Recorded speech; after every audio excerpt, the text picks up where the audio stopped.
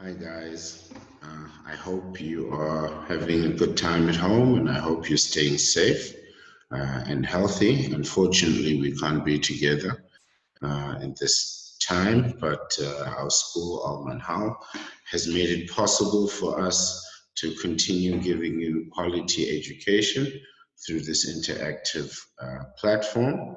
Um, and that's what we'll do for the foreseeable future, and hopefully everything will be fine and we can get back to school.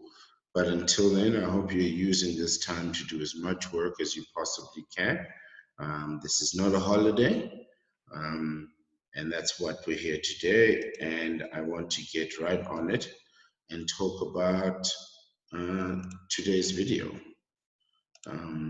Today's video is going to be about all um, the worksheets and the homework assignments that we've done.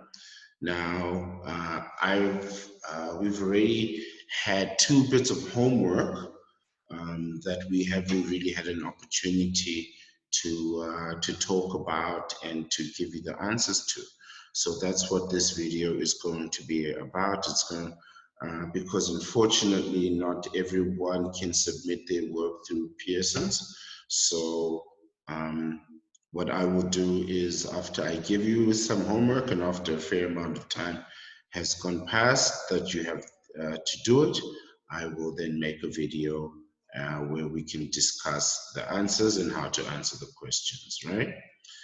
Um, I want to get started on worksheet one, which I loaded a few days ago.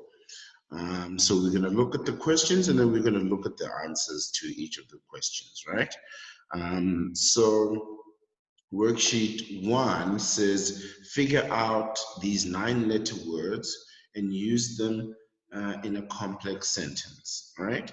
These are all letters that are all jumbled up, and you have to figure them out. It is supposed to challenge you and it should take some time to do it, but I'll give you the answers to them now.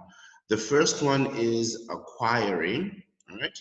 And the sentence is my sentence, at least yours should be different or could very well be different. The real estate agent um, loves acquiring new houses. That should be loves with an S. The real estate agent loves acquiring new houses. The second letter is digitally. And the sentence there is this world is more digitally connected than ever before. The third, C, is jealousy. I looked jealously as Muhammad ate his cake. The fourth one is magnified. Um, the words are magnified for those who cannot see them. And the last one, mailboxes. Someone is stealing our mailboxes, call the police, right? Um, yes, so I hope you were all able to figure those out, but if you were not, here are the answers there. Let's move on to question two, right? Fill in the punctuation marks, right? So these sentences, all the punctuation has been removed. So, but the first tip I will give you is that every sentence ends with a full stop. So you would start by filling in all the full stops for every sentence, of course, right? So let's look at the other punctuation for sentence A. Leila, comma, who sat next to me in class, comma, lent me her notes. Sentence B, the students studied these punctuation rules, and there you use a semicolon after they took the final. Zahra, comma, Muna, and Noor. If you have a comma after and, I will accept that because that is that's what's called the Oxford comma. And you put that after an N. It can also serve as a natural break. You can see the comma here is part of a list, right? So we're naming three people, Zahra, Muna, and comma Nur. If you have a comma there, I will accept that as right. Sponsored the new program, full stop. Hassan was born on Tuesday, comma, July 9, comma, 1980 at 6 a.m. A full stop, M full stop. For the date, it's because of the way that the date is written that the comma is in those places. So if you had 9 July 1980 and then Tuesday, the date and the commas would be completely different. So I wouldn't really, if you got this one wrong or you don't have the commas and the full stops, well, the full stops are completely different, but the commas, if you don't have those in exactly the same places, I wouldn't feel too bad about that. It's not really a big deal. It changes based on where you are in the world and how you write the date, to be really honest. But this one, 6 a.m., this one, the A dot M dot has to be there, right? And if that's not there, it is wrong. The last one, sit down, Jamal, very simple sentence. Sit down, comma, Jamal, full stop. Question 3. These are words that have come from the vocabulary that we've done recently, right? So the synonyms for these words: adapt is to assimilate, propensity is tendency, an explanation is to give a personal account, right? March, pacing, right? And substantive is to verify, or sorry, substantiate is to verify, to make sure of something. So I hope you get all these answers and I hope this has been helpful, right? I do want to move on to the comprehension check that we did on page 420. Let me try and minimize that so I can get the full sentence in. I will read the full thing and then I'll go through the answers, right?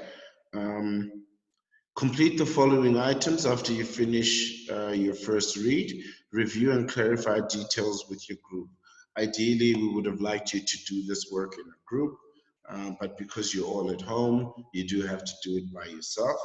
So it's question number 1 says, in the first stanza, a stanza is the first grouping, or not the first, but any grouping of words in a poem. So if you look at the reading, I believe it's page 419. The first half of that poem, it's only 10 lines, the poem. So the first 5 lines, that first group of words, that is a stanza. The first stanza. The second stanza would be the next grouping of words. So that would be from line 6 to line 10.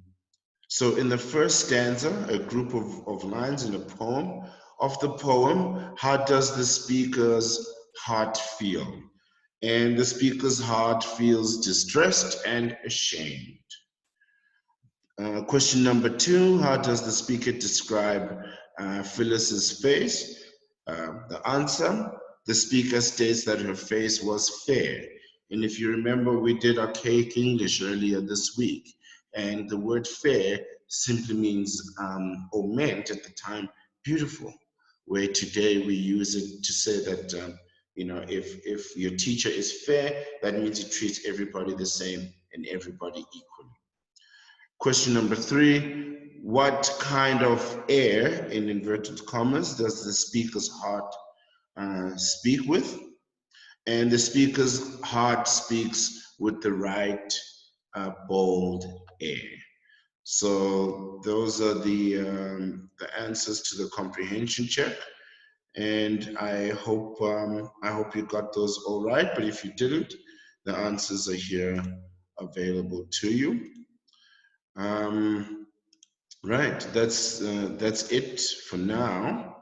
I will hopefully make another video sharing more answers. I have put up more worksheets, worksheet 2 and 3. please try and get that answered, and then I will put up another video just like this one going through the work. Guys, I hope to see you very soon. Please stay safe and stay healthy. Bye.